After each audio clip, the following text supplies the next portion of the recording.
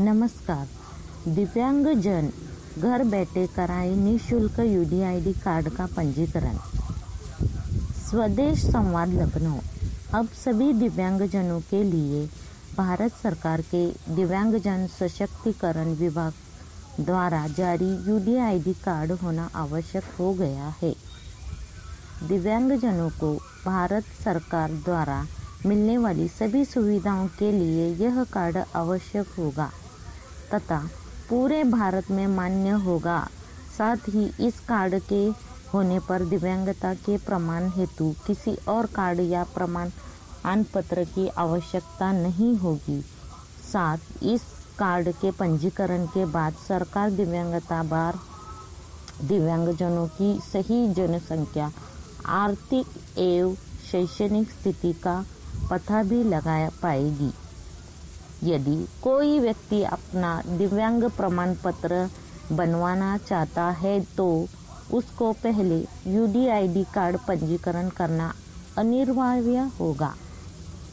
कोई भी दिव्यांगजन जिनका यूडीआईडी कार्ड पंजीकरण अभी तक नहीं हुआ है तो या जिनका दिव्यांग प्रमाण पत्र अभी तक नहीं बना है, घर बैठे भारत सरकार की संस्था CRC लखनऊ द्वारा निःशुल्क यूडीआईडी कार्ड पंजीकरण का लाभ उठा सकती है। CRC लखनऊ, जो कि भारत सरकार के दिव्यांगजन सशक्तिकरण विभाग का ही एक उपक्रम है और मोहान और लखनऊ में स्थित है तथा 21 वर्षों से दिव्यांगजनों को सशक्त बनाने हेतु प्रयासरत है। CRC द्वारा यह सुविधा यूडीआईडी कार्ड की अनिवार्यता और दिव्यांगजनों को कार्ड संबंधित होने वाली परेशानियों को देखते हुए दी जा रही है। यूडीआईडी कार्ड पंजीकरण से संबंधित किसी भी जानकारी हेतु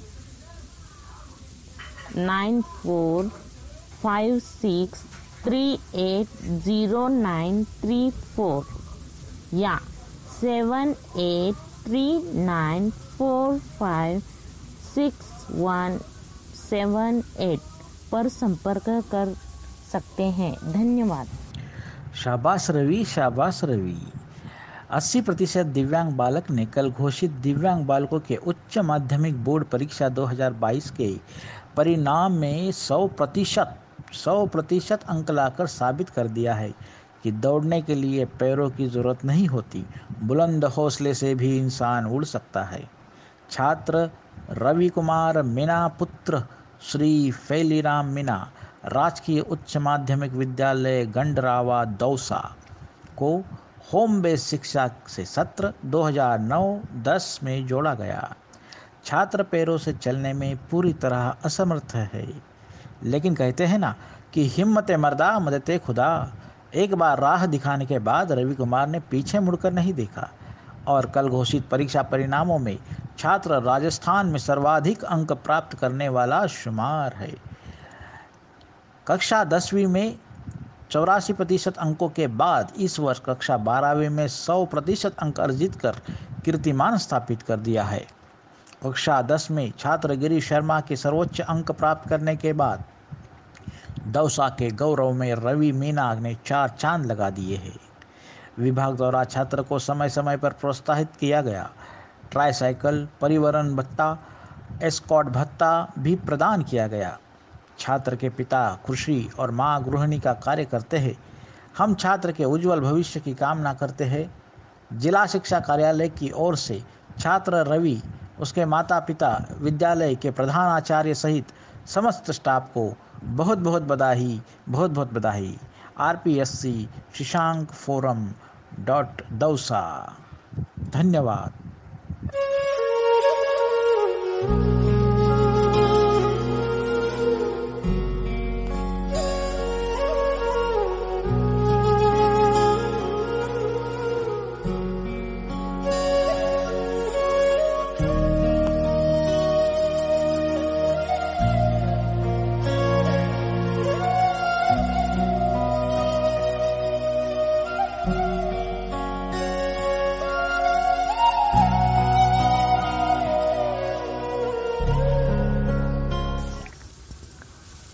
नमस्कार।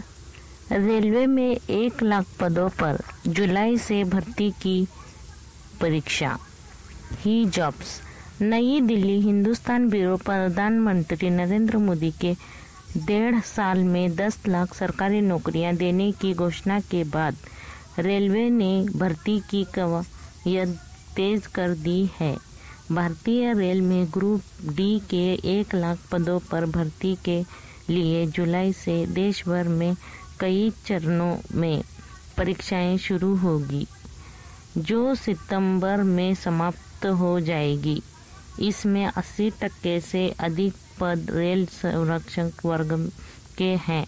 यात्री ट्रेनों को सुरक्षित चलाने का दायित्व इनके कंधों पर होता है। रेलवे बोर्ड के एक वरिष्ठ अधिकारी ने बताया कि ग्रुप डी में 103,769 पद रिक्त है। कंप्यूटर आधारित टेस्ट जुलाई के अंतिम सप्ताह में शुरू करना तय हुआ है। तारीखों की घोषणा जल्द होगी। 7वें वेतन आयोग की सिफारिशों के बाद अब ग्रुप डी को ग्रुप सी दर्जा दिया गया है। जून 2023 तक नियुक्ति ग्रुप डी में प्रमुख रूप से सुरक्षा से जुड़े कर्मचारियों की भर्ती होगी। इसमें गौमैन की मैन हेल्पर, खलासी, लाइनमैन आदि हैं। ग्रुप डी की परीक्षाएं कई चरणों में सितंबर तक होगी। अगले साल जून तक नौकरी मिलेंगी की उम्मीद है। नमस्कार। हमारे फोटोग्राफी आउटडोर उम्मीदवार से मिले जो अंतर्राष्ट्रीय ओलंपिक्स में प्रतिस्पर्धा कर रहे हैं। साई कृष्णन। पी चेन्नई के साई कृष्णन को एक बहुत ही कोमल उम्र में पोलियो का शिकार हो गया था, जिससे उनके दाहिने पैर में गंभीर लोकोमोटर विकलांगता हो गई थी। अपने प्रारंभिक जीवन की चुनौतियों को अनदेखा करते हुए यह अत्यधिक प्रतिभाशाली और स्वप्रेरित व्यक्ति अपने बी को पूरा करने के लिए चला गया। मद्रास विश्वविद्यालय से एससीसी भौतिकी और कंप्यूटर एप्लीकेशन एंड हार्डवेयर में डिप्लोमा पूरा करके अपनी योग्यता और बढ़ाया। अतीत में उनके बहुआयामी कौशल्यों ने उन्हें राज्य और राष्ट्रीय स्तरों पर पेशेवर पिस्टल शूटिंग आयोजनों सहित अन्य क्षेत्रों में कई लॉरेल जीते हैं। एक शौकीन यात्री अपने लोकोमोटर विकलांगता के बावजूद उसके पास एक बहुत ही रचनात्मक आंख और प्रकृति के प्रति प्रेम भी था, जिसके कारण उसने अपने फोटोग्राफर की कौशल्यों को बहुत भावुकता से विकसित किया।